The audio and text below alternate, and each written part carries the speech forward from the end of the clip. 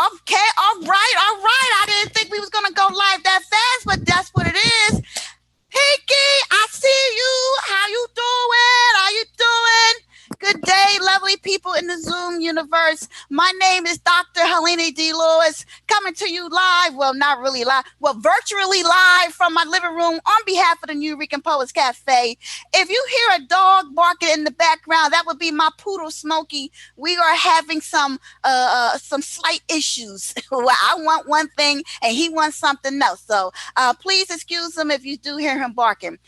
Before we go any further, I just want to thank our lovely sponsors.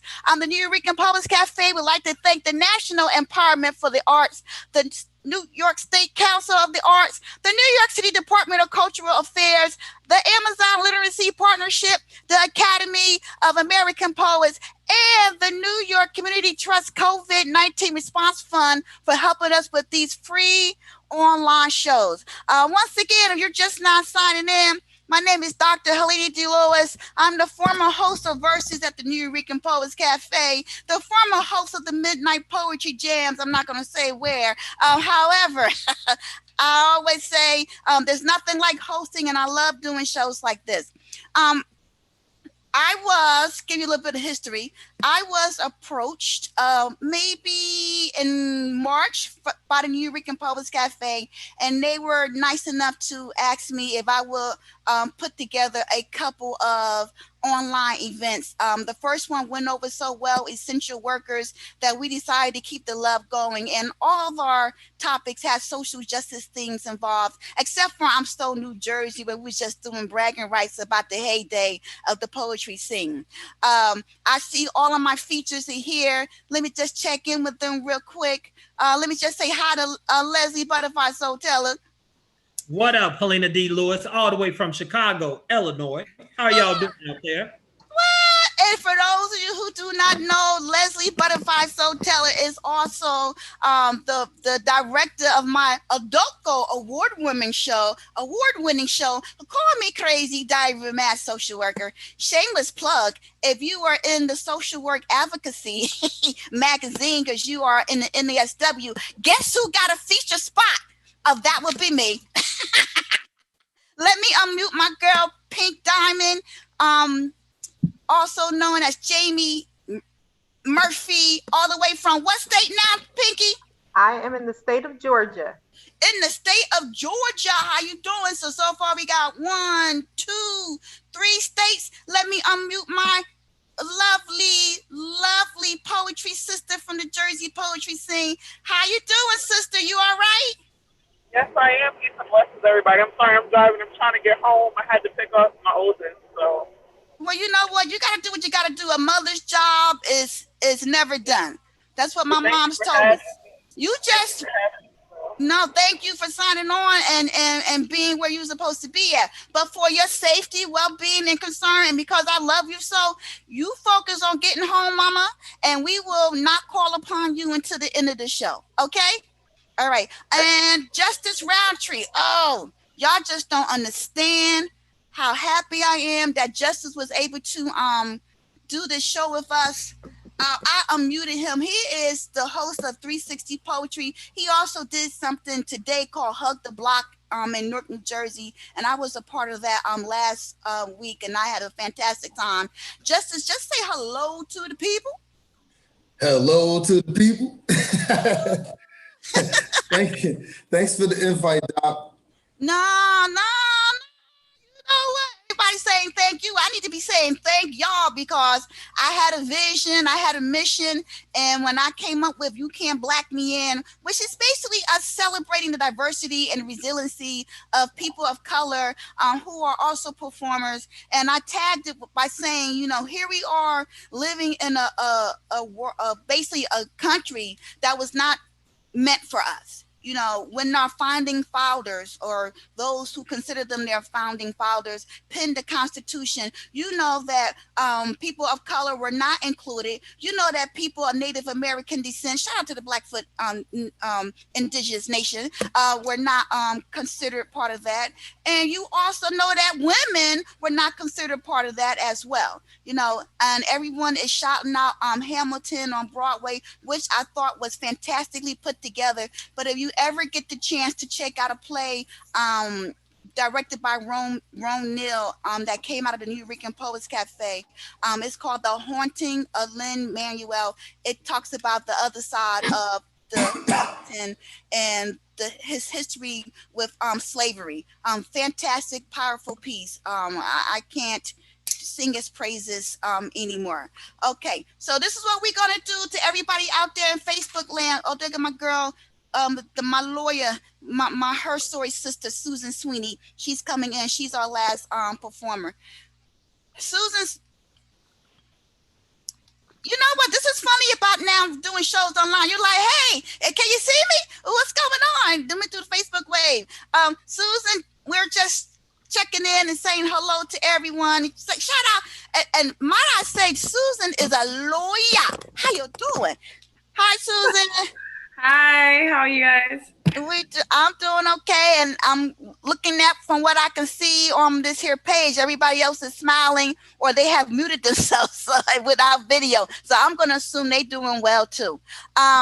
Susan, we are just checking in. I'm sorry we started a little late. I was like, damn. We are not going to be pigeonholed into that CP time, okay? For those who know what I mean. So we have some tech issues, and we are basically about to start the show right now. I'm glad everybody's where they're supposed to be at. And Susan, thank you for rearranging your schedule to be with us tonight.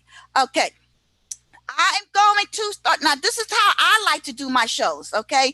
From time to time, I'll click on people. If you have a live feed going, and I will ask you if you want to say anything about the poem or the performance, or you want to have a comment. I'm not unmuting everyone because I learned my lesson last show. We unmuted somebody, and he got to, well, his name was Chris, or his name was Joe, and we just concluded he was crazy. And I have another friend of mine who was doing a Zoom show, and she unmuted somebody, and she said the guy just danced naked across the stage. I said, we don't have time for that. I don't want to see nobody nakedness. People, please keep your clothes on. We don't want to scare nobody, and we don't want to excite nobody, okay? How about that? All right, Justice, raise your hand if I'm incorrect with this. You need to go first, correct? You don't need to go. Yes, okay, I thought he does. Okay, so I have no time thing. I'm here. Okay, so are you telling me that you changed your schedule for me? Now I'm free this evening. Dude, you're supposed to say yes, Dr. Helena D. Lewis. Oh, I mean, changed I my would schedule. at the drop of a dime. No, well, at the drop of a dime, I would and have. You don't know how to do this. Pretend y'all did not hear that. But let's reenact this scene appropriately because we got a school justice. Okay. Oh, Butter, I'm so glad that you here. Thank you so much for rearranging your schedule for me. Come on now, Helena, it's you. Of course I would rearrange my schedule for you. I mean, all the stuff that I had to do, like, I was like, yo, y'all just gonna have to wait because Dr. Helena D. Lewis, listen, she put the call out. I said yes. That's it. Oh, okay. Thank you, Butter. No problem. I'm here all day. Okay, Justice? Yes. Oh my God, Justice. Do you still have to go first? You have so much to do today, I know. Yes, I do. I mean, listen, there's a flight coming up and I must catch it. So, you know, but I bent the rules. I canceled appointments and I'm here for Doc HDL. Yes, that's how you do it. Okay, and for those of you who are in the improv world, you already know that whenever somebody interjects something to you, your response is yes, and you add to it. Oh, you want a can of soda? Yes. And maybe we should give everybody a can of soda. So just a little improv stuff from my improv troops days. Okay. Thank you. So I'm not going to sit here and preach and lecture to the choir. We already know that people of color are disproportionately incarcerated. We already know that people of color are more likely to be injured and or killed, taken into custody, and any type of police involvement, we already know that we suffer extreme layers of social injustice. It's just so layered and layered and layered and layered and layered. And we know that it is written into the laws. We know that it is written into it is lived and breathed into the culture, and we are familiar with white fragility, but we're not even going to be going into all of that. Okay, what we are here today is to celebrate the resiliency of people of color, especially when it comes to the performing arts. I know for a fact, as a person who has a one-person show, it has not been easy for me. I have applied to many festivals and has gotten to know time and time again. And Butter, I'm going to call upon you first because we have, we really have a close relationship.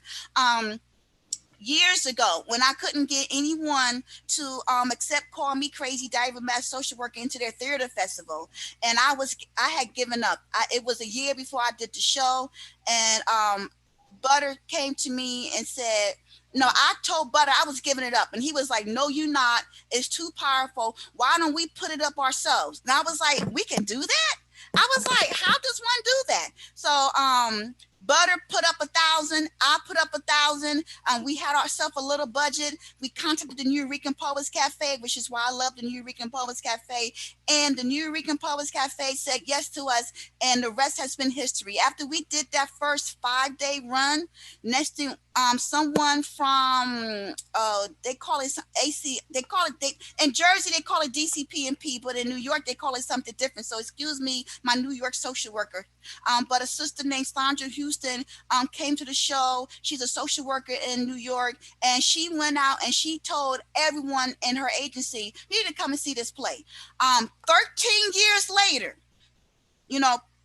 prior to COVID-19, we have been selling out shows consistently, 100, 120 people. And I just want to encourage everybody, whatever your dream is, you cannot give up. And you also need a little bit of butter in your life. When he makes me mad, I call him margarine. Okay. But Leslie Butterfly Soteller, fantastic vocalist, fantastic human being, fantastic mentor, fantastic poet, fantastic playwright. When my mother passed away, I don't think I had called Butter. I was so involved in, my life situation. And somehow he found out and he called me and said, I'm on my way. Butter came and stayed with me and my family through all that drama and allowed my dog to hump his leg in the process. And I love him for that. And we need people like that in our life. So Butter, I'm unmuting you. I'm asking you to go first. Tell us a little bit about yourself and what made you want to be a part of You Can't Black Me In. So I'm Leslie Butterfly Soul Taylor.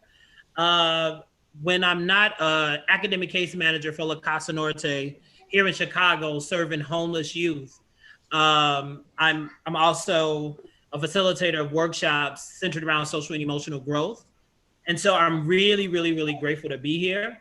What made me say yes?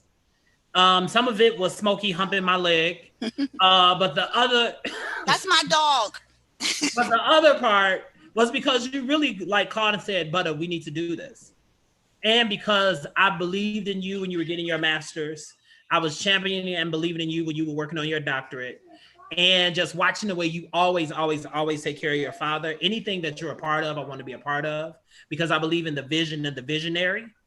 And I trust that if you're doing something that's going to be done in excellence. Not only that, I get to really tell my story. I think people people make up stuff when they see people, but it's different when you have the opportunity to tell your story. So I'm just here to tell my story. Okay, all right. And with that being said and done, what's going to be the first poem you're going to do for us, Butter? What are we going to do now, Butter? First of all, what are we going to do now, Butter? Let me tell y'all something about Helena D. Lewis and directing her in plays. Helena has this acute ability to jump off of things. By things, I mean the chair that's in the center of her stage. She asked me if she could jump off on it in heels. And I was like, well, Helena, since you haven't been in the Olympics, I think that you probably shouldn't do that. Because we actually want you for the remainder of the run of the damn show. So with that being said, I guess I'll start. Did it anyhow. Now y'all might hear my granddaughter tell me to shh, because every time I sing, she tell me to be quiet, Papa. But I'll start here. This is for the ones that came before Langston, Baldwin, Zora Neale Hurston, too, Audre Lorde. My poetry is everything but gay. It's a suicide note daring deaf to read it. A Da Vinci Code made for easy listening. It's asking fathers who would have known in advance to still allow that seed to have a chance. It's telling sisters that if he is cheating on you, he is not on the down low. That fool is just low down. But you've been mangled by media's messaging and still you want to cover up. But Nang Champa won't help the stench. Neo Soul is just another outfit. We dressed up to be deep, but deep don't make you that because you wear denim. Torn jeans are sold at the Gap and we always in them. Conscious but unconscious and you can't see the trap by how you figure. I still got to keep it real. I get those same cop stops on those same hot blocks. Now who really got the rocks? Like you? I fit the description. Sick of this and ain't no prescriptions. See, wasn't no heroes in the ghetto. My ground was always zero. But as I backtrack these black facts, the judgment of my skin has me questioning my love for men. I don't know which to put first. The blessing or the curse. Be what I am or be what I rehearse, but drinking from a nigga's only fountain would never quench my thirst. I ain't march on Washington. I don't walk in pride parades. Neither has found the cure for AIDS. And see, the picture really only got bigger the first time a white sissy called me a nigga. That left me with some other stuff to consider, like lynching don't stop. I'm still running from bad cops. And no matter how fly my gear is, Chicago cabs don't stop. So as I sit with this divine fate, hoping that you won't continue to debate the context of my sex, because frankly, I never asked who you were sleeping with next. I mean no disrespect, but my pillows are not a record. And with them details, you'd probably be bored. So I submit this poetry as a view into me and not my sexuality. Hoping I've left you with just a little bit of clarity, but how you gonna grade my manhood when you dropped out? We on the same line and the same grind and you still can't get who I'm sleeping with off your mind. Judging me because I live my life full throttle. Well, you know what? Screw you. Role models don't come in a bottle. And if you don't get it, then I guess your ass just gonna have to Google it. Woo! Giving up some cyber love. Everybody. I know Butter really, really well. And I remember Butter, and I'm not, breaking anybody confidentiality here, because Butter and Baron, when they were like the two poets that were on the scene that were out and they were men of color. And what I remember the most about them, talking like, they were ripped down the stage and then people would say, men, these heterosexual macho black folks, oh yeah, that was hot and all, but they gay. Like, what does that have to do with their experience? How did that make you feel, Butter? And like, how did you and Baron work through that? If you worked through it. Well, I think, great question. I think that initially I did a lot, at the time I was doing a lot of reading. So I was reading Cornel West and I was reading a lot of like their work. I was, Race Matters. I read a reader that him and Bell Hooks did. And then I was introduced to Bell Hooks. And then it was in Bell Hooks' work that I saw myself vividly because she spoke to the gay man in our community, the Black gay man, and our contribution. And I was like, oh, one thing that Baron and I learned, we couldn't cry on stage. Like there was a level of vulnerability that we actually couldn't show. So we had to get on stage and like really stand and deliver. If you talk to Baron now, we laugh because we kind of feel like those men helped raise us. Mm-hmm. Like those men who talked the revolutionary stuff and did those things, they kept calling us forward. Now we didn't know at the time that, we were doing that. In that moment, it was like, who do you think you're talking to? What? And so we get on stage and we rip, not knowing that we're being shaped and molded in our voice. We've been given so much validation for our voice. It just began to shift the conversation, which is why I really say to people, like, gay is not the only special thing about me. Like there are many aspects to who I am, and I'm not gonna let people just put me in a box and leave me in this box for their comfortability. Mm-hmm. And before you do your next two poems, how has it been for you to be a Black gay man in the wake of George Floyd and everything that's going on right now? Because I remember a conversation we sort of kind of had where it was like, you know, why can't I include my who I am in this conversation? Like, you know, like if I'm not a straight Black man, like we still get stopped by the cops, we still die, the bullets don't know no names, you know. Yeah. Can you talk about that a little bit? Yeah. So when it came to this conversation of George Floyd and any type of, well, let me just back up for a minute. I'm somebody who doesn't necessarily ascribe to a community of LGBTQ so much that the T is a gender and not a sexuality, and trying to educate people on that is work. But then more than that, getting people to understand that, you know, I don't go to gay store, I don't have gay money, I don't really know what a gay lifestyle is, especially as a Black man. And then when it comes to conversation of civil rights, you know, it's conveniently a conversation when you're talking about issues of people who are gay and lesbian, things like that, but no one stops to be Black. Like in that conversation, no one goes, oh, but you know what? I'm willing to be Black. They're only understanding themselves to be gay, right? And it's the Martin Luther King. I'm like, yeah, you don't get the benefit of that. You might want to find another argument, right? And usually when we're invited to those rallies, it's because they need numbers, not because they need color. Okay. Right? And so when it comes to George Floyd, all of us are impacted by racism. I'm a tall, Black, thick man. Nobody cares who I sleep with. When I go into the neighborhood, people are scared. If I get on an elevator with women, be them Black or brown, they're like, yo, he got to say something. And then you can get the clarity of the tenor in my voice, like, oh, I'm safe, right? I've been in a situation where I've even cooned, I think, in a moment where this white woman was so uncomfortable. I was like, girl, you good? She's like, oh my God, I have one in my family, and da-da-da-da. And I remember getting off the elevator saying, I will never, ever in life do that again. You do not get to have my pride because your privilege has you thinking that you're not safe whenever people like me are around. That's the truth. That is the truth. Butter, they are like going up for you on the Facebook live feed, clapping, yes, brother, truth. Hi, Myra. Myra is like truth. I got a shout out also Linda Street. Shout out to Gantelism Lives as well. Yes. They're on there. People are just loving you on the Facebook feed. So I just want you to be aware of that. All right. And Butter, I am, in the interest of time, shuffling you along because, you know, if we get this done right, we'll be able to have a serious, not surface level. We're talking below the epidermis talk at the end of everybody's performance. Okay, I'm ready. Okay, so how about this? I'll just do one more poem and you can go to the next person. Is that cool? Oh, you doing one more poem because you don't feel like doing two poems, or you only doing one more poem because you only prepared one more poem?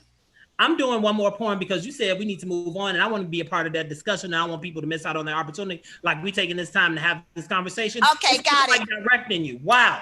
Okay, so what Helena was talking about back in the day, we had a lot of brothers who would talk to us a certain way.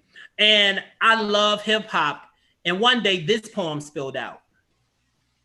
This is for that revolutionary cat that keeps screaming faggots. Belong in the back of the revolution with no real solution or inclusion.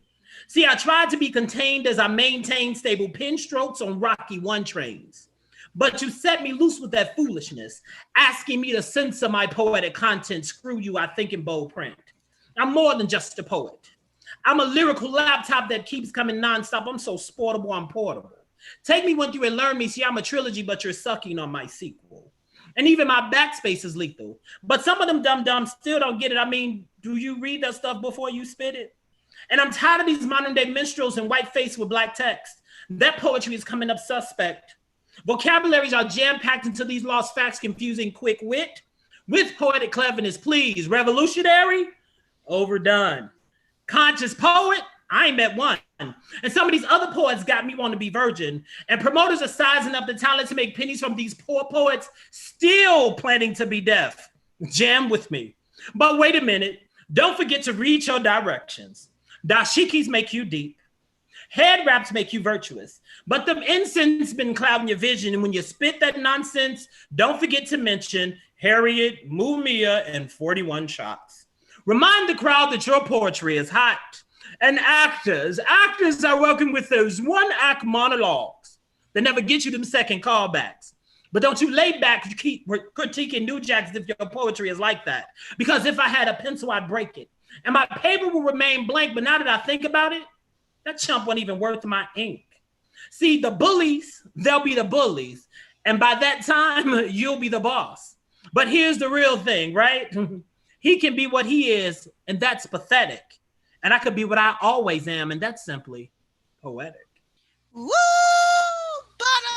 Butterfly soul. Thank you. Shameless plug. Shout out to my niece Paige, all the way in Ohio. You better be wearing your mask. She went back to school. I miss her already. Paige. Paige is low key and on her iPhone, but I see her out there. Okay. All right. Okay. Now, thank you for those of you who are just now signing on or tuning in, whether you are in the Zoom universe or you on the Facebook Live or you on YouTube, whatever is going on. My name is Dr. Helena D. Everybody call me Dr. HDL. I am the host, or should I say the former host of Versus, and this is my last series of shows that I'm doing online right now for the New York Poets Cafe. All of the shows that I've done so far had a social justice thing, except for you. I'm So New Jersey, which was bragging rights about the heyday of what I call the golden age of poetry.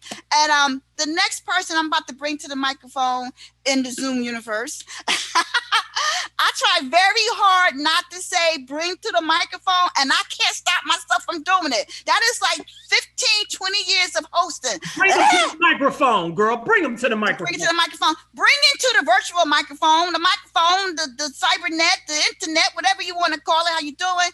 This sister here, Jamie Murphy. She don't when they got married on us too. She used to be Jamie Aiken, but now she's Jamie Murphy. Okay, the last time I saw her, like put my eyeballs on her, I was helping her move because, you know, that's how poets did back in the day. You needed help with something. There was nothing that we wouldn't stop doing for one another. So this particular day, I get a phone call. I need you to come over and drive the truck back to my house because I'm moving. What? I didn't even know she was moving. Next thing I know, I'm helping her move. Other poets are showing up to help her move out the house. And there's this guy that we don't know, but he has one arm. He sees us moving stuff out of her apartment and he was like, "Can I help you? Y'all need some help?" And me and Pinky both said, "Well, what you gonna do? You got one arm." But you know what? Now that I think about it, Pinky, he could have carried a whole lot of shit. You know, we need not to be discriminating against people who look a little different for us, okay? He could have had the lamp. He could have opened the doorknob. You know, he could have did something. So I don't know who you are, guy who was working down the street, but now that I'm older and a little bit wiser, I wish we had let you help us. Thank you for letting me purge. But anyhow, we came out of this open mic venue in Jersey called Bogies. Actually, Bogies was the name of the venue. The actual venue name was the Poets Corner. Shout out to Steve Donaldson, whatever you might be. I know that Bogies was started by Danny. This is the history that I learned. And I know Majadi was there helping out. And I know Horace was the host. But Steve Donaldson was the one who pushed us. Steve Donaldson was the one who was like, "Y'all got to go perform in New York." Steve Donaldson was the one who was like, "Yo, you got to step up your shit." Steve Donaldson was the one who, there's a lot of contemporary poets that's out there right now that started at Bogies who would not have been able to eat as much as they were eating if it wasn't for Steve Donaldson pushing us. And I don't think he get the credit that he needs. But Pinky, Erica Osborne, Tamara from A Touch of Reality, the other Tamara, I'm sorry, I don't know your last name, Now Goddess, Tammy Carr, and myself, we were, and I gotta put K-Rob in there for when she came through. We were the only females in a male-dominated venue that was Butter So Stupid. And not Ruby Selah. Not Ruby Selah in a male-dominated venue. I don't really remember not Ruby at Bogies. I remember her at Euphoria, so I won't include her in this. Yeah. But like anything that we did on the microphone was considered male bashing. I could say, "Hey, I'm having a bad day today." "Oh, she bashing men." Okay, I wrote a poem. It was called "Finger in Your Cooch," and it was basically a response to another poet's poem, where he was, in my opinion, basically promoting date rape. That was my thoughts. Okay, and he asked me what I thought about his poem, and I told him, "You don't ask the Sagittarius the truth." So he goes on the microphone and he basically proceeds to bash me, and I was like, oh, it doesn't go down like that. So we stood up.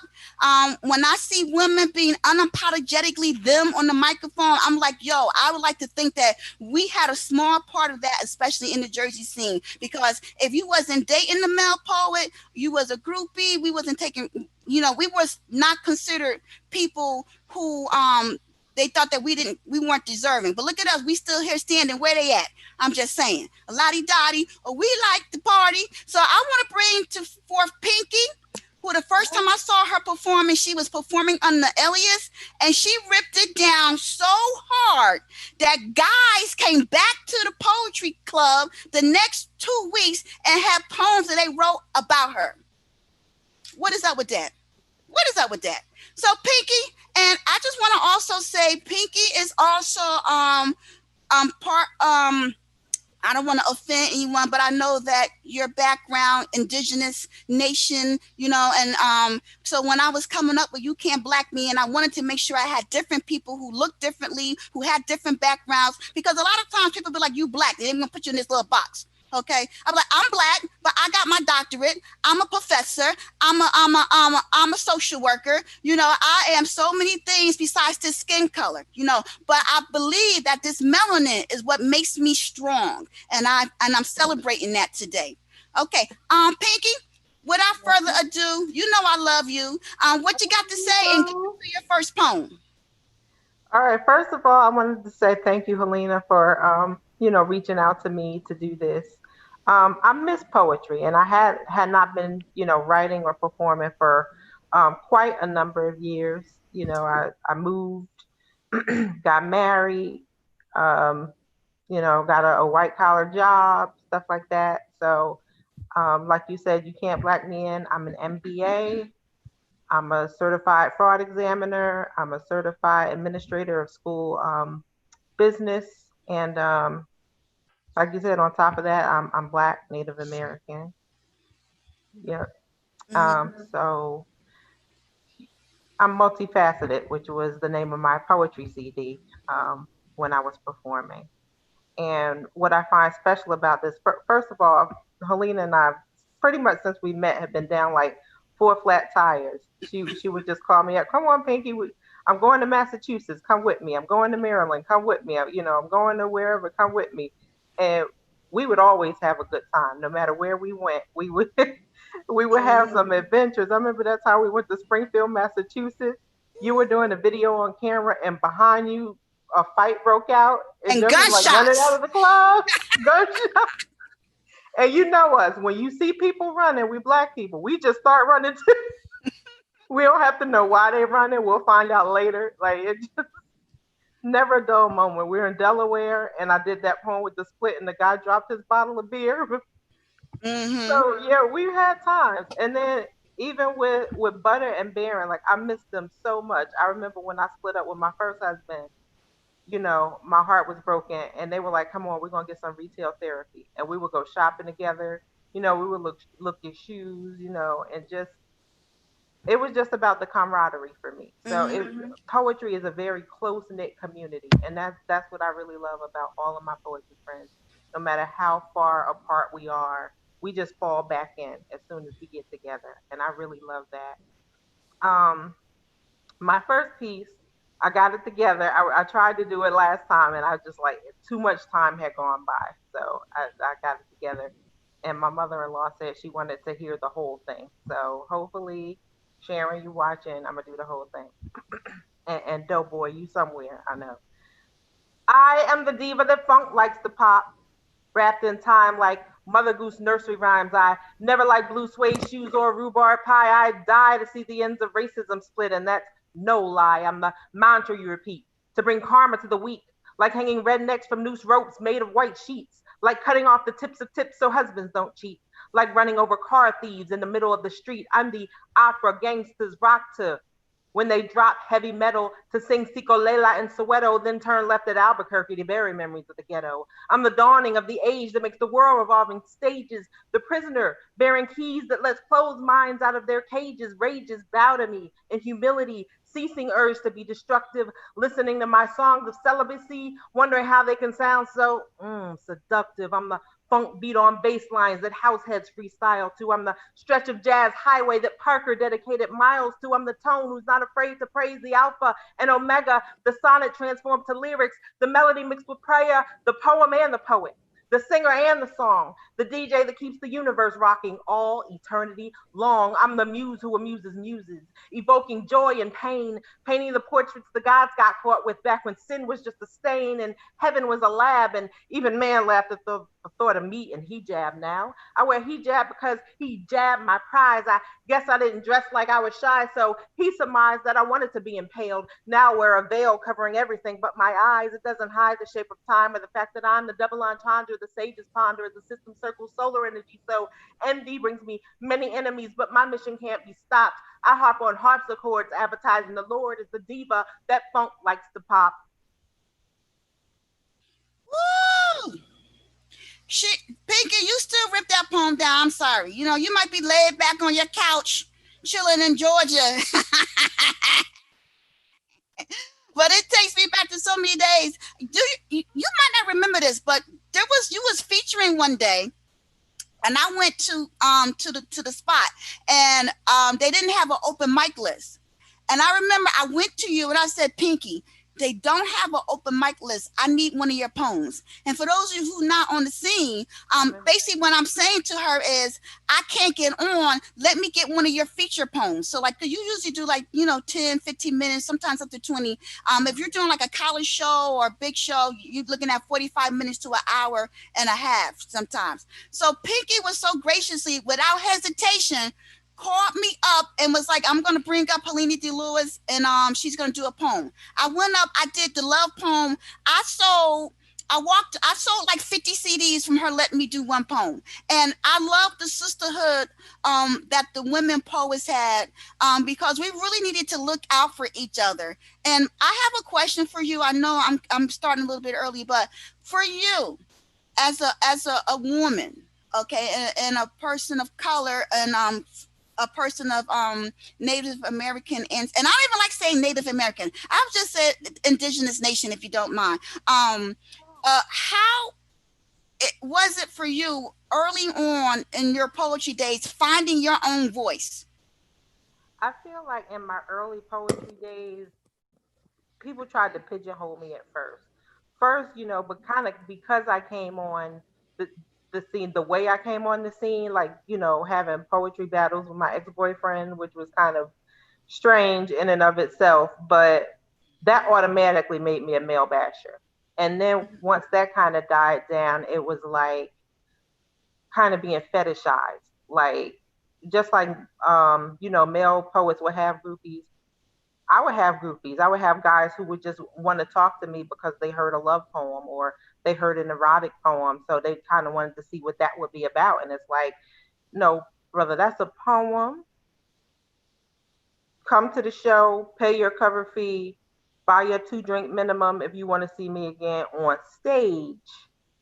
But over here, I already have a boyfriend. I'm not trying to collect people, like, it's not like that. And then also realizing that I had deeper other things to discuss, like, yeah, once in a while I may do a love poem, or once in a while I may do an erotic poem, but I have other things to talk about. So let's talk about the fact that we have other social issues going on where, women are also stopped by the police. I remember being on my way home from Serengeti Plains, Bloomfield Ave. having to call Tammy Carr because I got pulled over from the cops because I went through a stop sign that didn't even exist. And I had Tammy on speaker, like, Tammy, can you stay on the phone with me while I'm getting pulled over by these police, because I don't even know what's going to happen. And mind you, this is before people recording things on their cell phones. This is before people cared about airing things on television about what's happening to Black people, but it's real. And so, in addition to that, sexual assault is real. Mm-hmm. The medical profession killing Black women, because when Black women go to the doctor to say, hey, I have a problem, doctors would just say, oh, well, you're worried about nothing. And then all of a sudden, somebody comes up with cancer or something that could have been detected had the doctor listened in the first place, because a woman knows her body. She knows when something is off. And so there are a whole lot of issues to be discussed. And then also in my poetry, I talk about all sides of my ethnicity. Yes, I talk about being Black because I'm Black. Yes, I talk about Native American because I'm Native American too. I talk about being mixed race. I'm in a mixed marriage. I talk about interracial relationships. I talk about, political issues. There are more things to talk about than just what a person is like in the bedroom. So those are some things that early on were challenges for me. Okay, thank you so much for sharing all that with us. Because it's being recorded forever and forever. It's being sent into the space. I just want to let you know. My girl. Hey, my mom has been to my poetry show. She knows how I put it down. Your mama is so gangster, but we'll come back to that. All right, so we're gonna keep the poetry going with my sister Pink Diamond, all the way from Georgia. Okay, so in the spirit of butter, I'm just gonna do one more. So okay. Other people have an Look opportunity. at all these people with this. Okay, yeah, because this discussion is going to be mad deep, y'all. You don't want to miss this discussion. Damn, it feels good to be a woman. Humming blues that change the hues of society. Notoriety comes in droves for the modest goddess who intoxicates men while practicing sobriety. It's my turn. Learn to earn while being burned as a witch. Called a harlot and a bitch for switching the standards of propriety. Doing paradigm shifts in midair, I swear there's nothing that compares to the goddess who bears the fruit that builds nations, turns funerals to celebrations, makes light out of midnight, sends Satan on vacation for her soul's emancipation, who deliberates the world's entire fate, holds Atlas and his weight, then feeds the planet from her plate. Some call me shady because I changed the lives of men and still have time to give them babies, but it's all gravy. As a dowry, I was given the world when I was just a little girl. I can turn pumice into pearls, crush them into powder for my face, take off camouflage, don lace, and still be the perfect lady. So what's your problem? I created the riddles of the Sphinx, and no matter how hard you think, you still can't solve them. Just like as a man, you can never fully understand my privilege and my power, while I'm the hourglass and the hour, while my soul you can't control or devour, while I'm the inspiration for every architectural celebration from the Taj Mahal to the Eiffel Tower, and the praises still keep coming. You will always despise and worship me because I'm just that stunning. And regardless of what you do, due to your lack of any clue, I will revel in who I am, because damn, it feels good to be a woman. Woo! Pinky! Yes, Facebook is loving you. Everybody that has a video is snapping and clapping right now. Oh, wow. I don't know. You know what? I know you took some time off. I know, here you go, shameless plug. I know for a fact you came out of retirement to do the do a show with me, and I just want to thank you for doing that. And I hope that you don't disappear anymore, Pinky. Like, I know I can see you, talk to you when I want to, but you got to keep writing. You keep putting out stuff. You know what I'm saying? Okay. Before I bring on our next performer, which will be Justice Roundtree, to get him ready, drink some water, make it hot. I just want to shout out a legendary performer I see on here on the DL, the one, the only Firestarter. I just want to let you know that I see you. Pinky is screaming. I'm gonna unmute you if you want to say something. Just say hi. Not to put you on the spot, but I am putting you on the spot. Not to put you on the spot, but I am putting you on the spot. Okay. Fire. Hey. Girl, I love you. What's up, Doctor? I love you, Fire. And Pinky is ecstatic, and so is Butter. But oh my God. What's up, Fire? What's up? This is so dope, man. Well, I know you staying for the discussion because, you know, when you used to do that poem about the Abner Mariba, I'm saying his name wrong, forgive me, y'all. Abner Marima, yes. Thank you. And that 41 shot, I know you need to be part of this post-show discussion. So I'm just praying that you'll be able to stay on. But okay? I'm hanging around. I'm here doing my hair, so that's why I'm not on camera. But I'm hanging around. So you can mute me back, and I'm hanging. Okay. You know, Black people love giving out too much information. Like, you know, people are like, how you doing? But you know, I'm a little gassy today. Okay. If you don't want somebody messing with you, you say something like that, and they still talking to you, they clearly need a friend. This next performer, I introduced him to y'all, you know, briefly a little bit. I don't know how I met Justice Roundtree. I don't know where I met him from. I don't know, was I at a venue, was walking down, you know, but the first time that I met him, I felt like I've known him for 1,000 years. And then when I got to know him and was finding out about all of his advocacy work that he was doing around rights for incarcerated populations, I just fell in love with him in a platonic way even more. I got to put that out there because I don't want nobody trying to cut me, look for me, look at my son in the background. I saw where you live at, you know, because people be crazy. Okay. And when I realized that the pandemic I wasn't going to have a graduation, I reached out to Justice and I asked him if he would host my online virtual graduation, which was epic. It was like 8 different states. It was like 100 people. We was getting it in. I wish it could have been longer. But I did not know that Justice was making people, and I wouldn't say making, he was strongly allowing people to meet in advance to prepare for it because he took it that seriously. And I just want to say, Justice, I just appreciate you. I love you. Anything I could do for you, you know I got you. All right. So without further ado, I didn't tell people all your business. You know, share what you feel comfortable sharing because you definitely got a story to tell.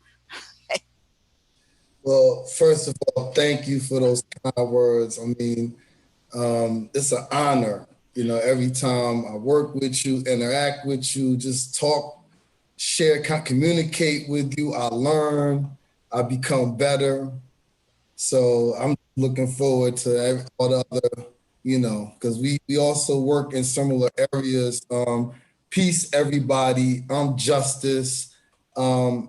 Yes. So by day, I'm a behavioral health service provider. I work with mental health and people with substance abuse and other, you know, challenges.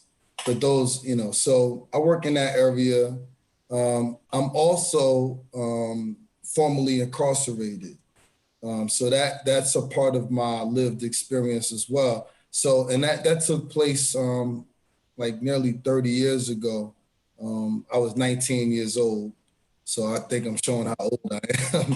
But I was 19 years old, you know, and I went through that experience. I'm from Newark, New Jersey. However, when I went through, you know, almost instantly, I had recognized that I had put myself in a situation that was like so unnatural to who I was, you know? So I went through that experience, but I just didn't go through it, you know? I became a paralegal, took money, invested in studies and stuff, and got a certificate in paralegal. I worked at that time in that area. So anyways, when I got out, I jumped right into advocacy. You know, currently I'm a statewide organizer for, you know, a national religious campaign against torture, NERCAT, and, you know, I work on solitary confinement. I work on legislate. I just got some well, not me solely, but the coalition that I'm an organizer with, we got some legislation passed.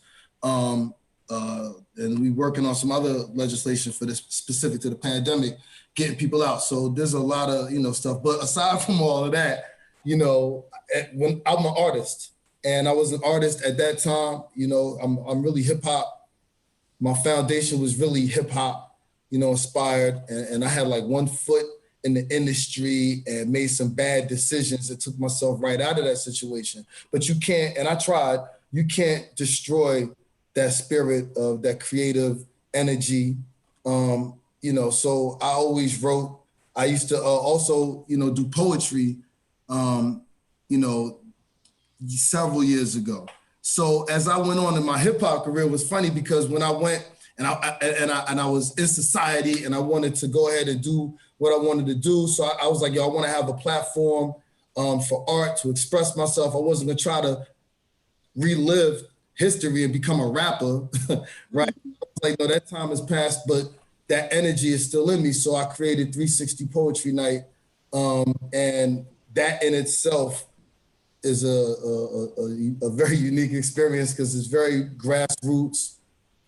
It started in that way. I had consultants that I really didn't know were consultants that really positioned the show in a way that we featured some of the, the greatest poets in the state, and that became like the calling card. At least for Newark, like we had the current mayor Raz Baraka feature, his mother Amina Baraka feature. I mean, the relationships, there's so much, I can't really, put it all now for the sake of time, but what we've been able to do with the 360 Poetry Night as not just an open mic, but really a space that has no definition. Really, and that's that. So okay, and if I could interject before you do your first poem, and this is how I feel in my heart.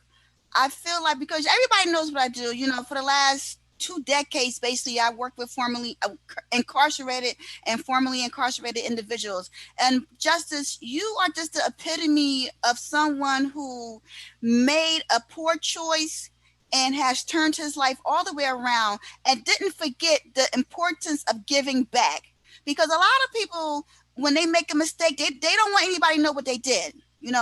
And by you sharing your story, you have been able to change so many lives, and where I work at, and I can't say too much about it, but I do strongly believe that a lot of the people that are being released early, and these are nonviolent offenders. I'm not talking about anybody that got, like, somebody who has a drug addiction and really need rehab, not 3 years of time, are being released because of your efforts. And I just want to thank you. But we won't go into that publicly. I mean, hey, it's public. This is a public fight, but I got you. Yeah, you know how we do. I got you. Zoom Universe, can you dig it? Can you dig it? Introducing Justice Roundtree. Word. With that being said, I don't care what nobody thinks. They say times have gotten better. I say they still stink. These prisons was made for my people. The system has never been applied equal, has never been nothing but evil. At 19, I was sentenced by a judge who would have strung me up a few decades ago. This is a mentality. The infrastructure that supports the concept of white supremacy, illusions with real consequence manifested in every fabric of society. We all know that it's harder to fight for justice when you poor. The focus is more like trying to put that next meal on the table, squeezing pennies from jobs that rob you more than they pay you, robbed of the opportunity to live a life empowered by your dreams while making somebody else's come true. And we all know that robberies and shootings go hand in hand. Or maybe it's both hands wrapped around a weapon that shoots us in our own backyard. So you can't seek justice from a system that's connected to a structure that's designed to oppress you in the first place. For those who think they're here to protect us, I respectfully suggest you wake up. They protect the same interests they always have. The biggest misnomer is police brutality, when apparently the police are authorized to be brutal every chance they get. You don't put 20 rounds in a human being and walk away unless you're the police. A confrontation every Black man has ran through his mind at least one time. Will he survive? Be able to tell his account? Will his mother ever get the real facts, or will she just join a dead son wife club? Will he be murdered and mourned for the 2 weeks it takes into the next police shooting? Will there be retaliation? Maybe snipers on rooftops, addresses of authorities, games like that. And it's not just the Black man. It's the women, the children, All poor people are born on this train called oppression, where every day we struggle to keep a roof over our heads, creating jobs for ourselves because they pay don't equal our labor and time. Shit, we become mathematicians through struggle, counting our blessings and multiplying our hustles. I'm trying to solve this problem while we keep destroying ourselves and subtracting our strength in the process. These ain't radical thoughts. These are screams for solidarity, a factual confidence that we with the least have the most, that we could design an infrastructure that supports the concept of people power, that we could work cooperatively with the resources we already have to remove this foot of our collective throats. All those in favor say aye so we can vote and get this over with tonight. I want unity tonight. I want healing in my community tonight. I want affordable housing to start being affordable tonight. I want the police to respect my community tonight. I want the school system to teach the truth or shut their doors tonight. I want them to stop disproportionately locking up my people, yes, my people tonight. Woo! Justice! Great piece. Great. Love it. I'm going to do a little bit less talking because I want to make sure that by 8:30 we get everybody on so we can do our panel discussion. So don't think I don't love you. Okay. Absolutely. I got you. In the interest of time and the spirit of the show, I will just, I'll share one more piece. Okay. I think we're going to keep that thing going all night long. The two-piece. Yeah. So I had, some pieces in mind, and, at the last moment, I'll let what's going on shape what I thought these two, I thought would be fitting based off of the energy I was receiving. Now, okay. I haven't done this in a while. That's okay. And for those of you who are just now joining us, this is You Can't Black Me In, a celebration of resiliency, of performers of color. Everybody is welcome because underneath the skin, we all look the same anyhow. Okay.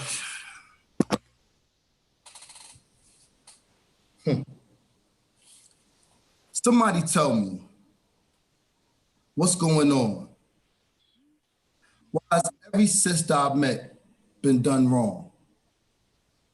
Mothers, stop telling your daughters to keep it in-house when it's your spouse who needs to keep his mouse encased and his mouth removed from lips yet not matured. What happened to your motherly decree? You've become the easy path to indecency. Leave it to me, there needs to be public castrations broadcasted on every station until we learn what's unacceptable in relations. Say what you may about other nations, but one thing that's not backwards is to whom and to why the penalties are served, you pervs, you predators, you poisonous deviants. See, no labels gives your ugliness justice. Because for X amount of years, the combination of fear, shame, and hatred will run sprints through a mind, passing us sanity like a baton from one issue to the next. Whether it's betrayal, sex, or trust, or some other torture not easy to discuss. This involuntary sisterhood is not the place to be, a comfort zone of uncomfortability. She had to fake trust while your lust placed its foot on her neck, taught her the definition of regret. You put her in a war without troops, placed her soul in a noose and had just the right amount of sick to leave it loose. There, relaxed, yet constricting. Family reunion tighter, boyfriend tighter, conversation tighter, nice guy tighter. Worse than prison. This has no release date. This fate was written in a language impossible to escape. This is hate I can justify solidly. Countering any love heals all philosophy because she chases love but always seems to run out of breath. Anxiety weighing her down step by step until finding love is no more than a fable. You've made the original Superwoman emotionally disabled. For that, there's no forgiveness. She is our path to life and you've abused the privilege. See, your sickness and her burdens are not synonymous. She carries your issues like a pregnancy, never being able to give birth. answers every call and still questions her worth. On the path towards her breakthrough, she's blamed herself, made excuses for you, designed strategic plans on where to sit at tables, abandoned relationships, wore labels, and now she's through. She read the devil's resume and knows that he is not only a liar, but a thief. And like most thieves who think they've committed the perfect crime, they secretly revel in their proudness, oblivious of the fact that what goes round comes round like quarters, and karma is not just a pretty name for daughters, but more importantly is the shoulder she stands on, and she transforms your emptiness into her wholeness, your bogus into her boldness, and puts the word on notice that she is no longer a victim, but a survivor. Mm-hmm. You know, I'm feeling that on so many different levels, because 5 seconds of doctoring right here. The majority of the women that I work with, their number one pathways to incarceration has been sexually assaulted as a minor. If you ever get the chance to get this book, The Body Keeps the Score. Get it, get it, get it. Okay, thank you. Thank you, Justice. Thank you. Thank you, thank you. And thank you for letting me do my 5 minutes of doctoring. Thank you, thank you, thank you. Our next performer, if you went to my MMP project for my doctoral program, you might have heard this sister ripping it down as one of the voices for the forgotten that I have as a separate tab, where I was just compiling different stories of symbolic and physical losses. And Susan, I've known you for quite some time. We've traveled around the country together, hit many stages together, being part of a troupe called Her Story. Shout out to KO, Urban Town, or what he's calling his Crail Charles Media. I know you are affiliated with it. And he says to stop telling people this, but he kicked me out the show. Apparently, when you got a one-person show and a Her Story conflict, you get kicked out the show. Yeah, but I had got too busy and I was in school, so I'm gonna cut KO some slack. But that's what I tell him, just to irritate him. And when I first met Susan, she was in school to become a lawyer, and I was like, yo, she's the only person I know that looks anything like me who is in school to be a lawyer. And I was just so enamored with your journey, and I'm so glad that you are now practicing and you are still performing. So introduce yourself to the people and go into your poem. Hi guys, I'm Susan. Like she said, I'm an attorney. I'm also pretty much everything and anything else you can imagine. But I've missed you so much. But it was a director for Her Story at some point. So I wrote the script. That's right. I wrote the original script for Her Story. Okay, I will do. Look at Butter laughing. All these inside jokes, man. Okay, let me stop. I'll just do an intro piece. Okay. Nanan hanguk saram. My Korean language teacher laughs at me. Oh no, you are miguk saram. I am hanguk saram too, but this is always a statement met with disbelief. As if Black faces all look alike and like nothing familial. Only familiar with drugs, only synonymous with crime. And though I can't get past the first 3 minutes of menace to society, perpetuating stigmas cause my people not to desire me. See, I'm the Black girl in class. Even though the other pupils are as Korean as my eyes, they do not see me. As if Blackface is the ultimate disguise. Why are you here? What are you? And every time I hear it, I want to crawl into a hole and sit fetal style in my mother's womb. She is why I'm here. And yet I don't quite fit inside of her. Can't quite get comfortable in her silhouette. She protects her stories by putting up language barrier and tripwire. Understanding stumbles over her words, so she tells lies with her shoes. She's not that tall. She's taller. Sujana, she calls me. Oh ma, I call her. See, I store kimchi in my heart, pumps red pepper blood, spicy. My heart burns Korea, and fried chicken burns my mouth. I learned that from my Black grandmother who grew up down south, but on 5th Ave and 30th Street, yo, Korean fried chicken and beer, $18, all you can eat. But this is more than a bulgogi and collard greens type thing. Yes, my mother does do nails for a living. But beyond that customer service smile, my mother has been through things. A man who was supposed to be the answer to her dreams. A man who was supposed to change her life forever, and he did. Her world was new with him, unexplored, that had already been discovered, and she was an outsider. She adventured for him to come home, and it was no home at all. His frustration tore into her like teeth into the flesh of Newark. That's where we lived, Newark, where they threw rocks at her children for being different, where love spilled out of his pores for the first time and landed black on her skin, blue on her heart. This was not come true. This was reality. Devastation, like leaving your friends, your family, your country for a man who has nothing except your dreams remains on the dinner plate he just left on the table for you to collect.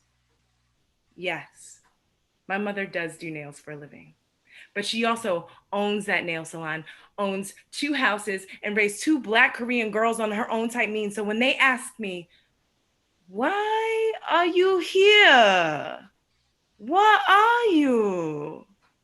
I answer, nanan hanguk saram. Why? What are you? Woo! Now let me tell you what y'all don't know. Every time Susan would do that poem in her story, she would shut the night down. Like, they would lose it.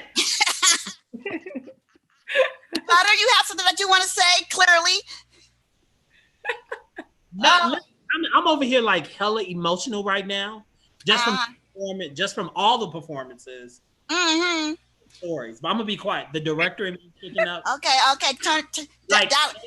back. We want to do the thing. Like Justice like spoke. Okay, I'm gonna shut up. I'm gonna wait till the discussion. Okay. Thank you, Butter. Okay, Susan, I love you. In the interest of time, bam, give me your second poem. You got it. You know my poetry sister, I'm calling you next. You know, you home, you safe. I'm about to get you. Okay. All right, this is a new piece, so I'm going to read it. Forgive me for reading. Oh, no shit. Okay, sorry. Force a reflex. Please encourage reading.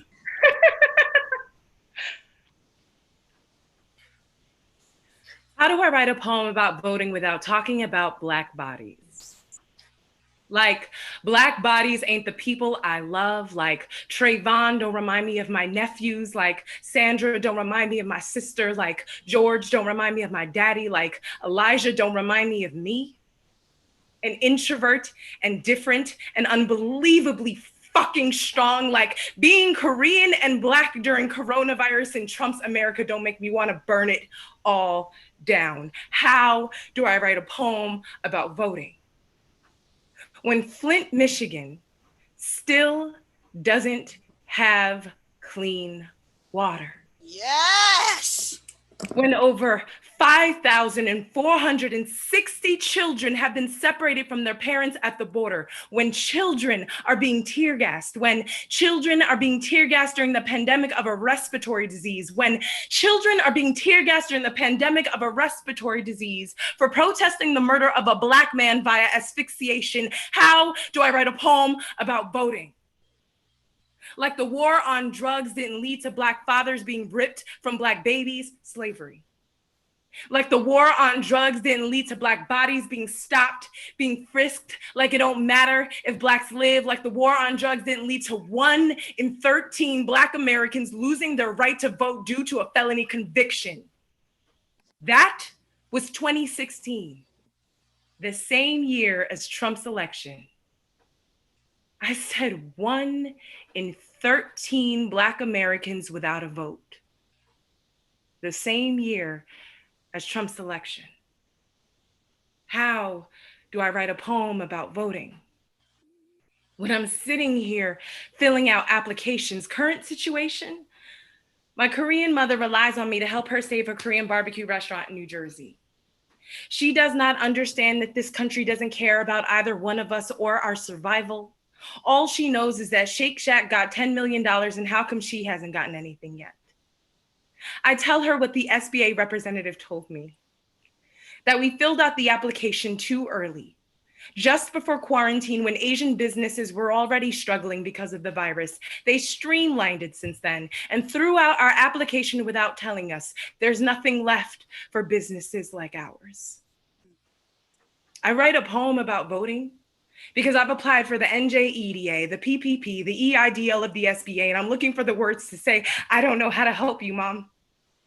I don't know how to help you, Dad. I don't know how to help Trayvon. I don't know how to help Oscar Grant. I don't know how to help Brianna, Dominique, or Tony. But here I am writing a poem about voting because I know that between 2012 and 2018, over 1.4 million voter registrations were canceled, with 700,000 canceled on a single night in July.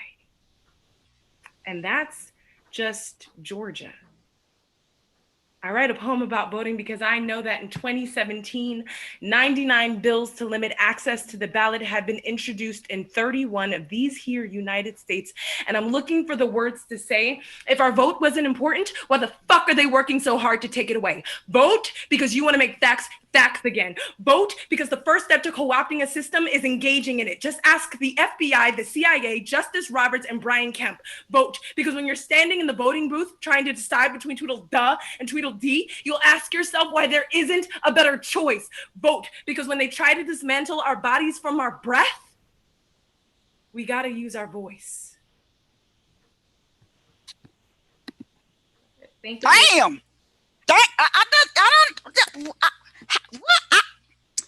I'm flabbergasted. And that doesn't happen often. You know what you need to do? Not to tell you what you need to be doing with your life, you know. You need to make a video about that and let that shit go viral. Like that needs to be heard. A video about that. You're doing a video? What? Tell us about the video project. But be fast about it. Butter, be quiet. Butter, be quiet. We actually did a video for it down in DC, the nation's capital. And yeah, it'll be coming out September 1st. So please check me out on Instagram. I'll drop my Insta in the chat so that we can share this shit, make it go viral because I feel I'm like sharing. I'm sharing. Thank you. Where you from, Susan? Where am I from? Newark. What are you talking about? Yeah, I'm from Newark.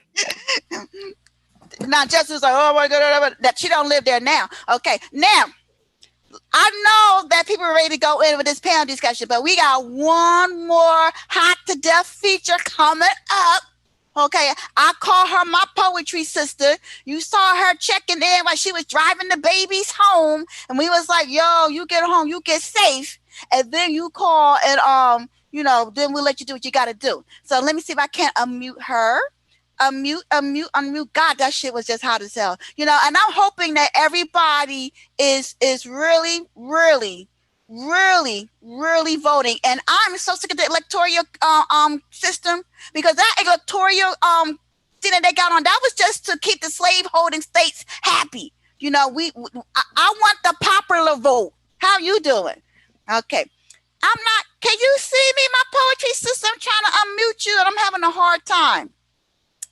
Okay, so while I click on the button and try to get this situated, I know I might regret this, but Butter, if you want to say something now, never mind. Go ahead while I try to get my girl unmuted. No, I don't have any. Listen, this was dope. I'm quoting Susan right now. If our vote is not so important, then why are they trying to take it away? Why are they trying so hard to take it away? Like that for me encapsulated what you're doing tonight. It's really asking people to use their voice, and right now the only voice that we have is our vote. It's unconscionable. And then to think all the apologies that we need to be giving Black women. You all have been responsible for raising children. You all have been responsible for saving communities, and now you left with the responsibility of saving the nation. And they're trying to pick this woman apart down to who she's been dating. Yeah, anybody got time for that? Ain't nobody got time for that. Okay, I got my girl unmuted. Thank you for that segue, Butter. Try to contain your happiness. I know it's hard for you. Okay, hi, my poetry sister. How are you doing? I'm blessed. How are you? Hi, everybody. You guys were fire. Oh, you about to shut it down. I have the distinct pleasure of introducing my poetry sister. I think I first met you, was it at the Coffee Cave or was it at the, it was at the Coffee Cave, right? Was Sean, It was one of Sean Battle's thing. You know how and performers and directors, you know, you can back me up on this. But you know how when somebody walks into a room and they have like a presence about them, and you're like, they don't even have to say anything, but you know, like I don't want to say they got it going on. Like it's strength, it's confidence. You know, they got a story that you don't know what it is. And this is my first impression of my poetry sister when I first met her. And she got to the mic, she ripped it down. Okay. And then I wanted to have her on for another show, I Give Birth, but you know, we was unable to get her on for that show. And I was like, yo, I'm doing this other show.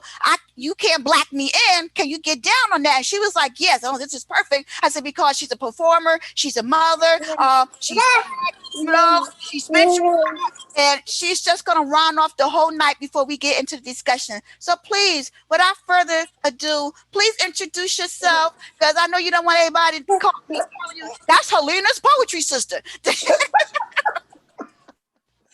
Okay, peace everybody. My name is Jawaria. I also go by Lady Eminence. This is my youngest, Bryce. Hi, Bryce. He always wants to pop in when I'm doing something with It's okay. We love you too, Bryce. So I'm a mom of two. Okay, there you go. I'm a mom of two. My oldest is autistic, so I'm an advocate for special needs kids. I think it's very important as a mother of color, because I don't like really labeling, you know. I think it's important to advocate for our children, regardless if it's special needs or not, Black children. I think it's very, very, very important, because I don't want him. It's bad enough that he's color, but it's harder that he has special needs, and I do my best to treat him just like anybody else. I say that he's gifted. I don't label him because I feel like labels are stupid. I don't think we should be labeling our kids. So yeah, I guess I'll get into the piece. It's a lot that I want to say, but I guess I'll save that for the discussion. I'm excited about that. Okay. So am I doing one piece or two? Can you do two for us? Sure. Okay, thank you. And Bryce could be your backup. He could be your hype person. Go, mommy, go, mommy, go, mommy. Okay. Okay, so the first piece is called Life. This life which I live, long lost soul reincarnated, free-spirited, a walking enigma in a world where everything seems to make sense. Perception of reality. Am I truly sane or am I just insane? My mind is rapidly trying to make logic of the sensibility that makes it my anatomy. Society works to reform me, but yet cannot break me. For I choose to be defiant, rebellious, breaking glass ceilings of corruption. More than a mere stereotype, melanated, sophisticated, embracively loving the queen that I am, lioness, centered crown with poise. I walk among those who live according to a system. Everything must be performed down to a T, just like program robots, created to abide by the rules. I refuse to change in order to be accepted. I instead choose to be defiant, marching to the beat of my own rhythm, ignoring every threat and insult thrown in my direction. Instead of becoming a mere stereotype, I embrace my difference. No care in the world, freedom, no longer shackled down by the insecurities that held me back, able to be self without the thought expression, loving myself enough to be happy. Without this, I will fall into the stereotype, inspiring others to do the same, putting myself first. I am selfless and unique. I just love myself enough to be somebody. Woo! Let me tell you, Amira is blowing you up on Facebook. Amira, yeah, Amira. Okay, all right, okay. I see nothing but claps. I don't know if you can see my view. People are clapping and snapping. Dr. Paris gonna get justice. Everybody's like, yeah. You're getting mad love on Facebook. You know, and you know, being the mother of two children, you know, you're gonna get nothing but kudos from me. I'm just gonna put that out there. I tell people, it's even though it's a beautiful thing, it's a job. It's a 365-day job. Okay. It's a job you're gonna have until the day you die. Motherhood is never ending. Never ending. I love it because in a sense it changed my life. Without my kids, you know, I feel like we teach our children, but our children teaches us. And I feel like that's definitely, you know, I always tell people, I'm all about my kids. Okay, and we are ready for your second in peace, So- my sister. Talking about kids, I actually wrote a letter to my kids, so I'm going to share it with you guys. I don't think I've actually shared it, so this will be the first time that I share it with everybody. Well, you know, I gotta say it. New shit. Okay. Force of habit. Sorry for the people who not in the poetry community. Sorry. It's a reflex. It's a reflex. I love that. Okay. To my sons, I thank the universe for the blessings that make up your anatomy. You are the definition of the meaning worth living. Being the vessel selected to give you life in both of those moments, I then realized what unconditional love was. Vowing to move mountains, going through hell and high waters to lay down my life. Giving up my last breath to guarantee that you both live. Born as princes to rise as kings, greater than the typical stereotypes of a Black man. You are more than your melanated complexion, destined to be far more than what is expected, defying odds, breaking glass ceilings and barriers that are simply destined for downfall and failure. Needs to be a unique specimen, not a carbon copy. Oh goodness, I don't even know how I wrote this or spelled it. Oh goodness, I'm gonna spell it out for you guys. Mm-hmm. It's PHILOGYNY. Above misogyny. Leadership over dictatorship. Never allow the man to strip you of your flesh and dignity. Remember, you were born from the deepest depth of Mother Earth, remain firm and rooted. Those tears you shed are not weakness, for it's a part of being human. You've given me strength in moments of worthlessness and doubt, wanting to end it all, hearing your whispers in my dreams, reassuring that God made the choice of bestowing you to me. Not fathoming the reasoning, but it has been unveiled upon my eyes. Life is now complete with tremendous joy, for you are my sun, shining ever so vibrant as it warms my soul. This is my testimony for you to know the impact that you have put on me. I am forever thankful and blessed to the gods, and for now, my heart is full. You make sure that you have that in a safe space so that your children can have that. Definitely. You know, let me tell you, I'm gonna tell you a quick story before we go to when my mother passed away. We was cleaning out her room, and she had an envelope and she wrote on it Helena's first $50 doing poetry, exact bill, and the date I gave her the money. So the first time I did a show, I gave my mom, I was like, I made money doing poetry, because she was like, you can't make money doing poetry. Yes, you can. And when I saw that, like it was a sad occasion, but it made me smile on the inside out. Like it gave me the strength to keep going. So, you know, I would want your children to experience that after you live 1,000 years to come upon that. I just want to put that out there. Okay. Yeah. All right. Good people of Facebook. I'm going to say one thing. I have done, let me see, essential workers, no host bar, published poets. What's my other? You give birth. And this has officially gone down as my favorite freaking Zoom show that I've done for the New Rican Poets Cafe. And I'm so thankful that New Rican was able to get sponsors for us to do these free events, because I see people are trying to do things online and they want to charge people. And I respect their hustle, but I got to thank our sponsors again, the National Endowment for the Arts, the New York City State Council on the Arts, the New York City Department of Cultural Affairs, Amazon Literacy Partnership, the Academy of American Poets, and the New York Community Trust COVID-19 Response Fund for allowing us or giving us funds to keep these shows going for everybody. I believe that poetry, art, and things of this nature are healing.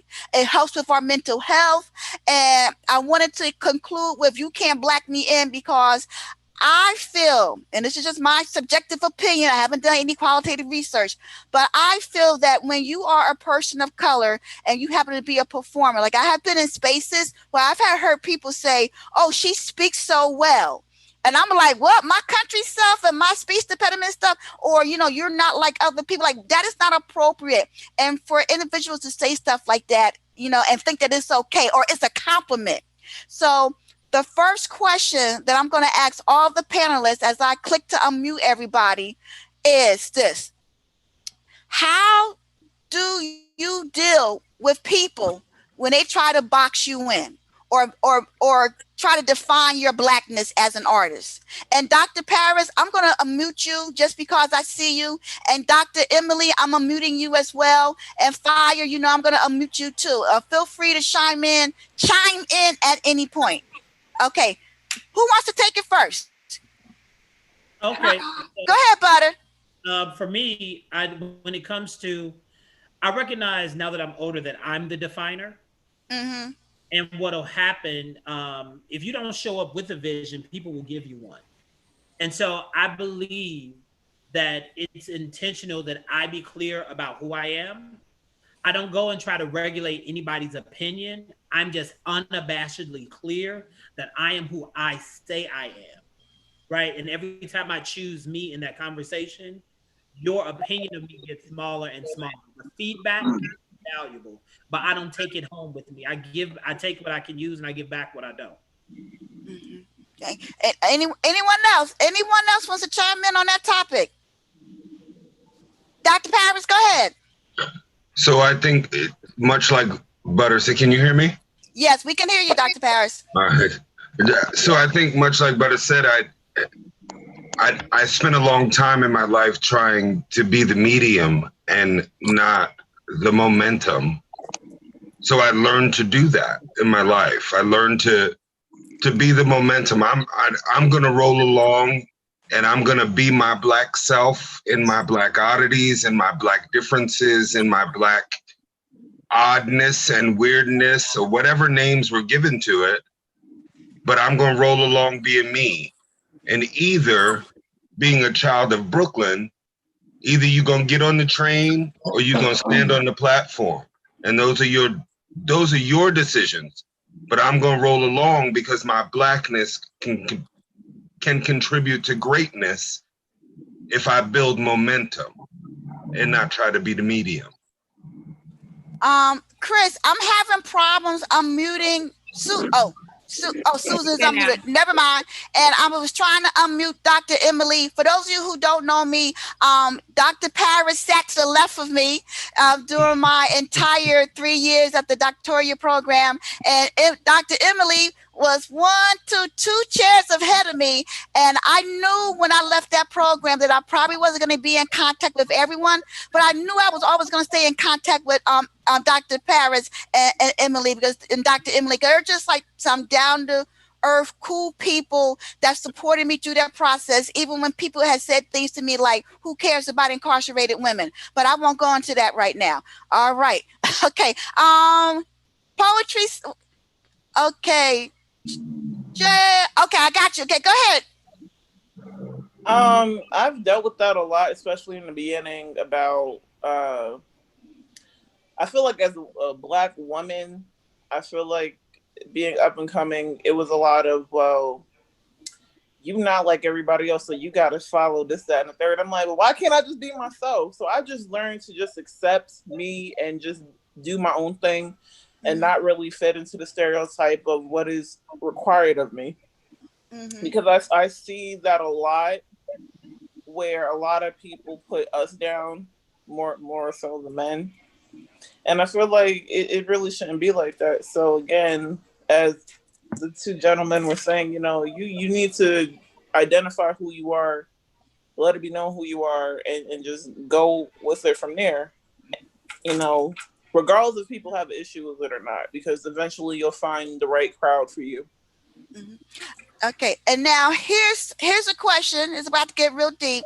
As a person of color going into venues that are traditionally white, and y'all know what I mean, like, you know, they're not writing plays for us, or you can't get the money to write the play, or you produce something, you can't get it up. Like, how do you maintain a level, or should I say, how do you keep going in the face of odds that are against you as a performer? Or how do you even up the playing field? Go ahead, Pinky. I feel like you keep going just by keeping going. And somebody is going to hear you, see you, want to engage with you. And then it kind of creates a snowball effect. It's like when people get used to seeing you enough, whatever that shock factor is of your otherness, Mm-hmm. they become desensitized to it by the volume, the quantity of time that they see you, and then also bringing other people along with me, which is why I have no qualms about saying, okay, well, thank you for inviting me to this show. Now introducing Helena D. Lewis, now introducing Baron the artist, now introducing someone else, so that it gets people used to not only, what I have to offer, but what other people have to offer, so that they understand that I am not an anomaly. Mm-hmm. And there are tons of us out there. Yeah, I want to second that. I feel like it's so important to first of all, take up space and then also create space for others. And I think one of this is a lesson I'm learning more and more each day. But I think definitely now that I'm older, I've come to understand that it's not about who's going to let me in the room, or when I'm in the room, who's going to recognize my work and my talent and what I have to offer. It's about me as a writer making those spaces for myself, and as a producer making those spaces. And Helena, what you do is so important too, because the fact that we have the initiative to do our own work, to create spaces for us, that is incredibly important. And I'm just finding that more and more, that as much as I love performing and being on stage and being, in front of the camera, writing is that much more valuable, because there's just not a lot of people writing for our voices, writing for our faces, writing for our body types, writing for our, identities. So that has become more and more important to me and for me. Mm-hmm. And anyone else? Susan, I second what you say 1,000 times 10. Anyone else? Going once, going twice. Hey, Dr. Paris, Dr. Paris. So I can't speak from a performer standpoint, and I thank you all for sharing your artwork, right? Because it's hard to put your paint on the canvas and just leave it out there for people in judgment. But I thank you for the bravery in doing that, because that's amazing to me. And again, I'll say I'm a child of Brooklyn, and a baby of Manhattan, and a graduate of the High School of Fashion Industries and all of that stuff. But there's spaces, so I'm not a performer, but much like Susan just said, I don't want to be an anomaly. There are many faces who look like me and talk like me and walk like me and walk different than me and look different than me and no less or more Black than me. The worst thing I've ever heard in my life, which I've heard a million times, oh, you talk so different. So talk so different from what? From who? Because my mama, right? Who is rough and tough and a woman of a different century, and a woman who had different struggles than I, learned me through her struggle. Whether it was good, bad, or indifferent, I learned, right?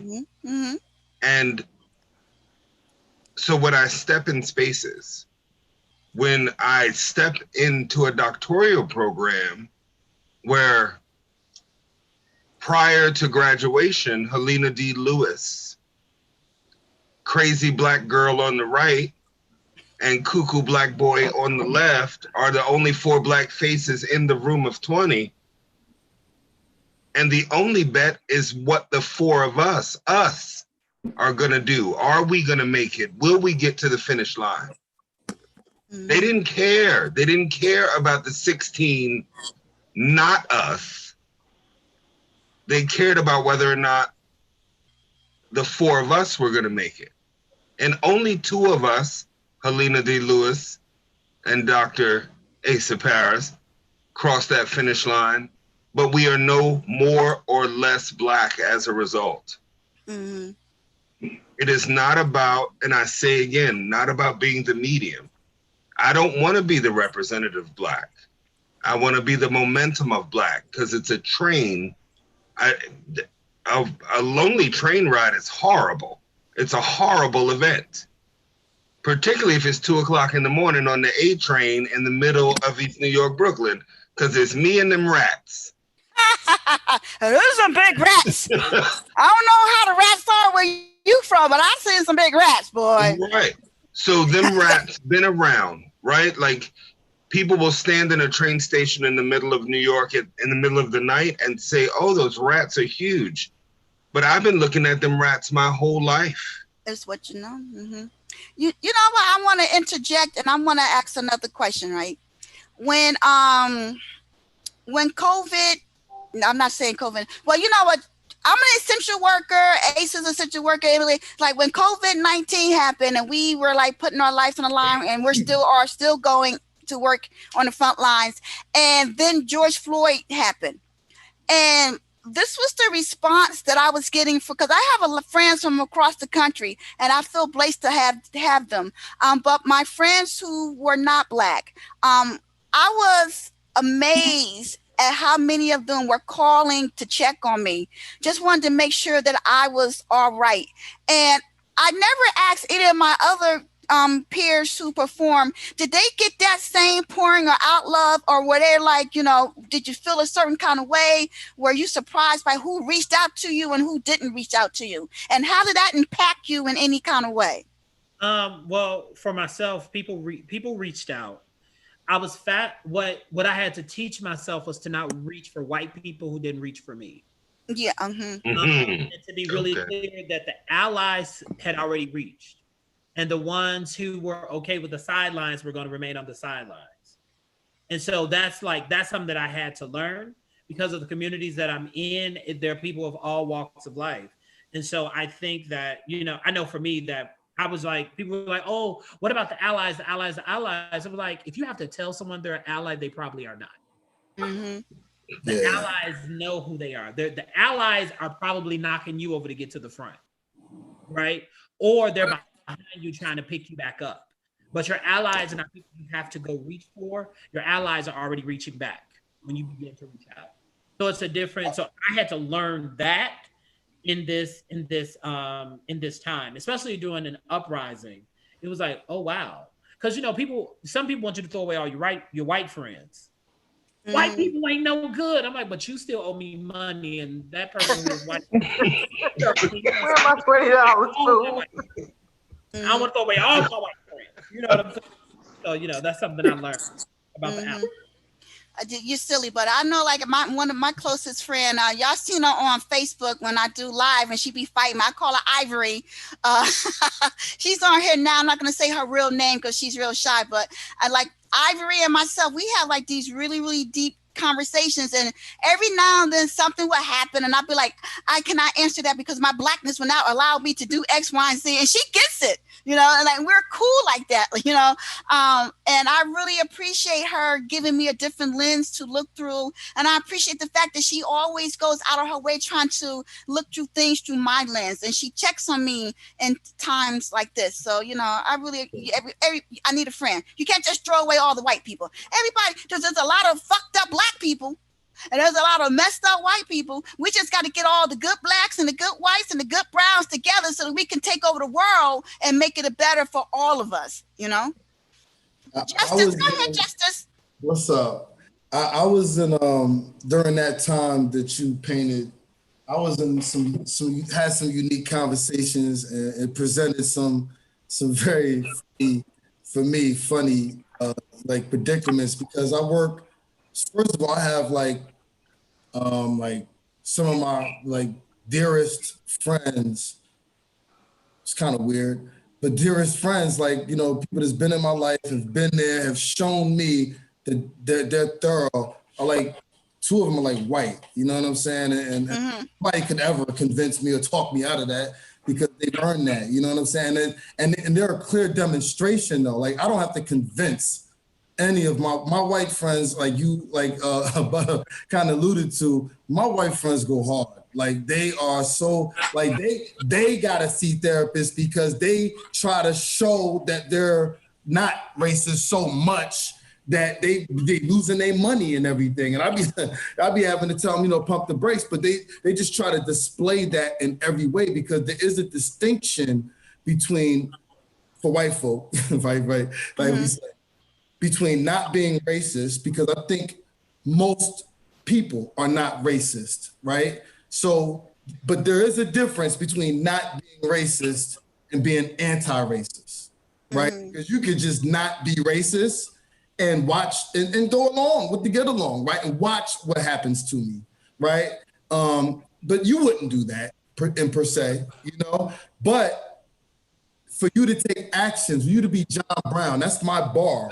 You know, John Brown was like more revolutionary against these principles than, you know, many people, you right? So that's that. But then professionally, I work with people that aren't I'm from Newark. I live in Newark. So I work with people that's like 3 hours away.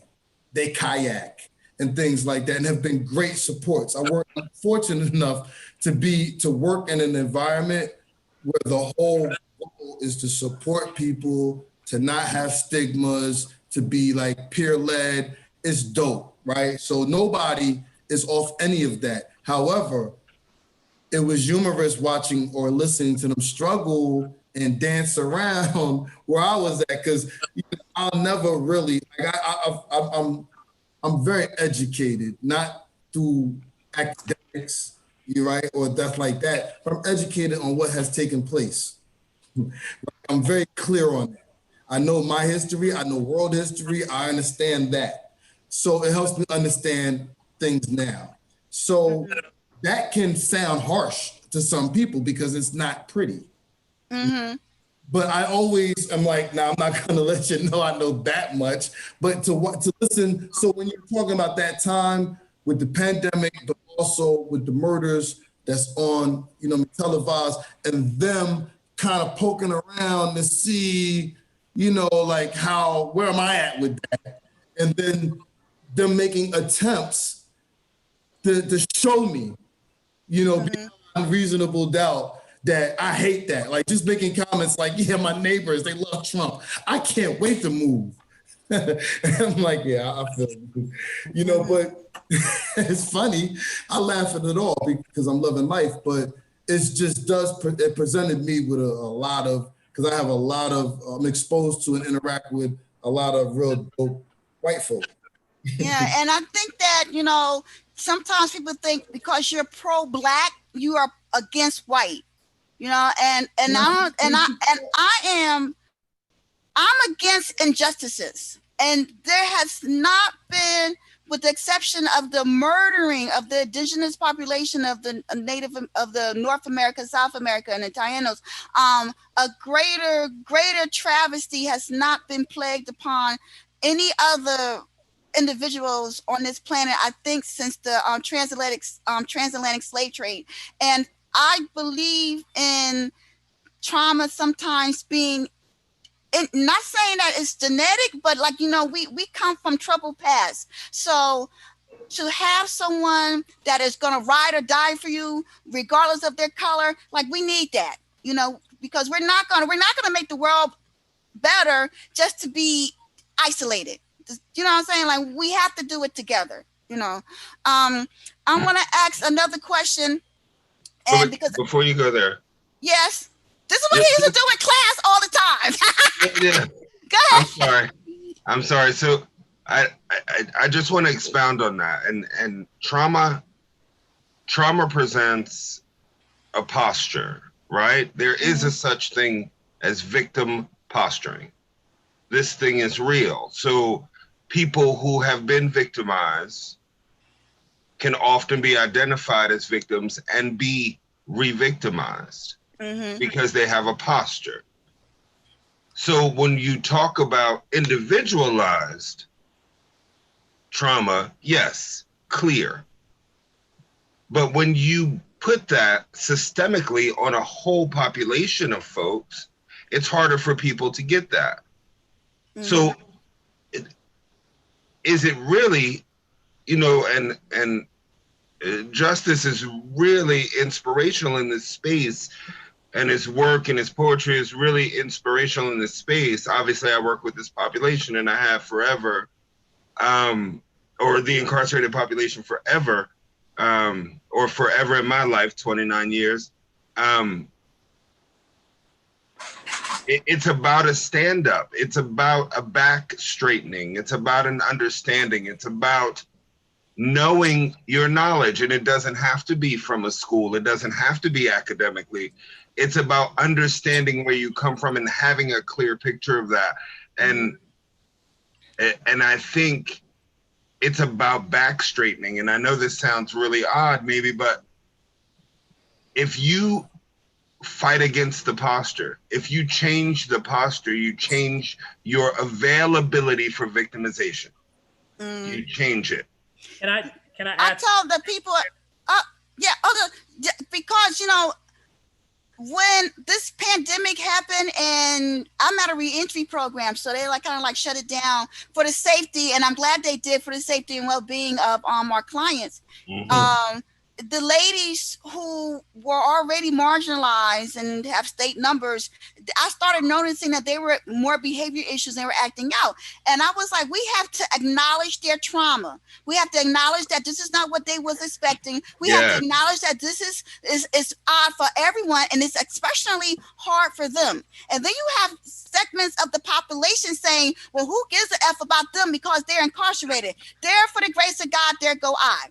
You could have been born a different color. That would have been you. You know, you could have been born into a household where at the age of 7, you were sex trafficked out, or you witnessed the overdose of your mother because you had to shoot the needle in her arm. So you killed her, you know, and you're dealing with all this trauma. Right. And now you can't go nowhere because of COVID-19, and you don't know how to process it. You couldn't process life before. Now you can't process it even more. And when we lock people up and we say that we are for the safety and well-being of the community, we must also be for the safety and well-being of the people that we lock up, because they are going to be released, and they're going to be released with all this trauma and this drama. And baby, let me tell you, it's going to get rough out there, not just because people are getting released from prison, but because it's fucked up all the way around. Okay, Butter, go ahead. No, I was just going to say what Dr. Helena, that's it, really. Because if you're looking at that, then you also have to look at the school system and this school to prison pipeline that continues to perpetuate that same cycle. But what I wanted to say about what Dr. Paris said, which I thought was so profound, and thank you for the victim posturing, because I'll definitely be giving you credit when I share it. Thank you. There's a payoff to being a victim, though. There are payoff and benefits.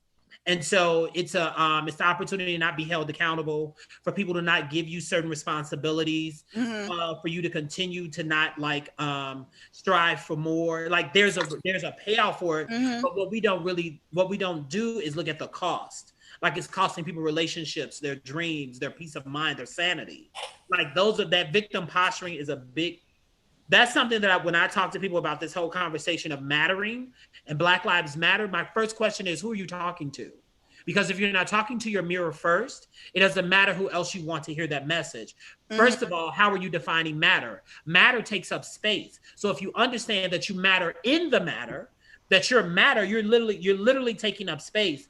So you're not asking for permission to matter. You're declaring that you are matter, but you're not asking for permission. And I think that removes some of that conversation of victim posturing, because you're taking responsibility. Where have I not used my voice? Right. Have this be an invitation to be a voice. Absolutely right. Butter, I think we just got married and divorced in the same 2 minutes. I love it. No, this is what we do. This is what we do. I love it. I love it. Oh my goodness, I'm glad that I was able to bring you two together. Now we have literally 4 minutes left. And the New York, is there anyone who has anything to say that or got to get something off their chest? None of that Zooming bombing. I don't got time for that, because I will find you, I will hunt you down, I will take care of you. But does anybody have anything they want to say? I'm gonna shut up. Gary Huskins is on here killing this chat. Where is he? He's is from he? Oh yeah. Which one is he? Let me look at the chat. I don't know his name. His name is Gary Huskinson. I think I pronounced that correctly. He was talking about what we're talking about is no different in the UK. Oh, there we go, right there. Let me unmute him. Did I unmute you, Gary? Ask to unmute. Ask to unmute. So you got 150 calls from some. Okay, there we go. Like what? Gary, all the way from the UK. You got 2 minutes. All right, very quickly. It's all the same here. It's all the same. Everything you talked about, the same as in UK. I have been the only black. I live in a place called Peterborough, 80 miles away from London. We're the only black family. We're the only black. So I'm used to going to places where I have to be apologetic for my colour. Strict colour. I have 2 events in England. One called Pick a Mix. The second one's called Say It Louder. We have 15 different countries join it. The idea is just to make change. We not just have poets, we have pastors, we have politicians, and our quick find it on Say It Louder on the Facebook page. I can't type that fast. Okay, Put your Instagram info. Yeah, put it up there in the chats and all that stuff. He got some of it. Put the website and stuff, Gary. Now listen, y'all.